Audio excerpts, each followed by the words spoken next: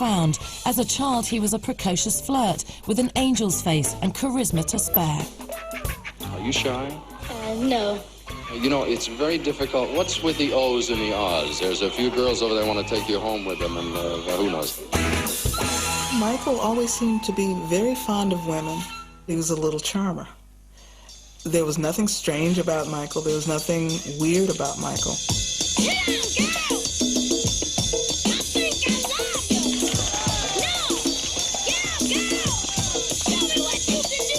Mike kept flirting with these girls, pointing at them and winking at them and, you know, trying to get them to come down front and say hello.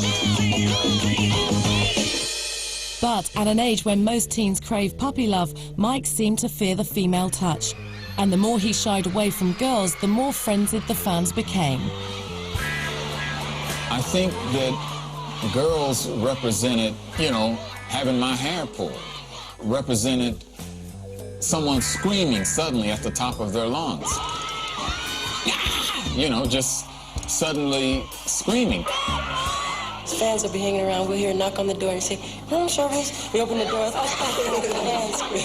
It's what rock stars go through, though. Most of the guys like it. You never heard Jermaine complaining about it. You never heard Jackie complaining about it, but Michael didn't. Michael didn't like to be touched and handled and pulled at, and oh, he really hated it. He just really hated it. Behind the scenes, God-fearing Catherine tried to guide her sensitive son. There were fans who had sort of special status. You would write a letter to Michael Jackson, and then you'd actually get a response, or you get a phone call from Catherine saying, "You know what, why don't you come to Las Vegas and hang out with us?" I was in the 7th grade, and I just was in love with him. So I started writing him letters every day, and in 1974, he's going to be in Las Vegas for my 16th birthday. In 1974, Catherine Jackson arranged a date between Michael and Teresa Gonçalves, a 16-year-old fan from Boston, even though Teresa's presence violated Jehovah's rules. Teenagers are only allowed to date if they're ready to get married. So if a person wants to date someone and they say, "I just want to have fun," that is strictly forbidden in church literature. Even a telephone conversation was a date, and they could find themselves disfellowshipped. So you have this fear, this actual fear of experiencing death.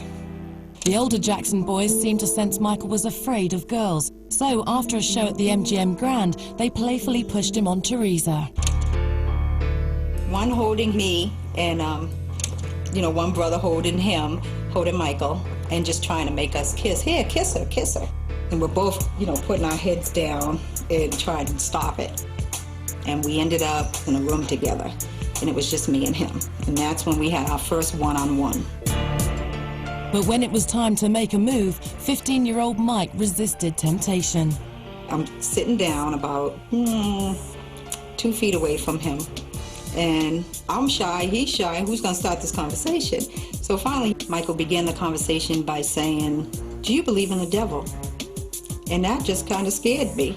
I was like, where is he going with this? And that's how he started witnessing to me. He discussed the Jehovah's Witness religion with me for about an hour. And he showed me, he had his Jehovah's Witness books and stuff. The amazing thing to me was, when I got home the next day, Jehovah's Witnesses rang my bell. As Michael grew older, his distaste for sex was perceived in a different way. When he pushed girls away, members of the press pushed back, speculating on his lack of female friends.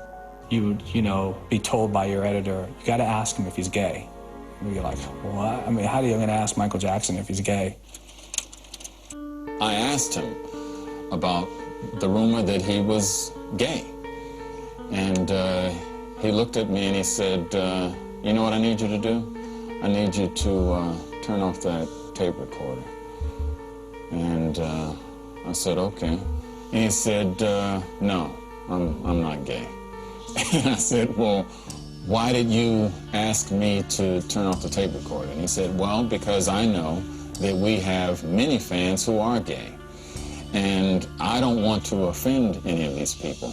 Imagine that when you're a kid. I mean, imagine, and you don't even want to address those issues with your family members, let alone a guy like me sitting across from you in a baseball cap saying, "So listen, dude, are you gay?" None of us ever thought Michael was going to turn out to be, you know, as conflicted as he is. Hounded by reporters and tormented by his family, late in 1974, a lonely and confused Michael turned to those who seemed most like him, little boys. I met Michael back in the early 70s at the American Music Awards. The very first in Michael's long line of young male companions was adorable Hamburger spokeskid, Rodney Allen Rippey. They met when Michael was 16, Rodney was 5. You know, I'm like, well, can we be friends? He's like, sure, we can be friends. I'm like, can I give you my number? He's like, sure, you can. You want my number? I'm like, yeah.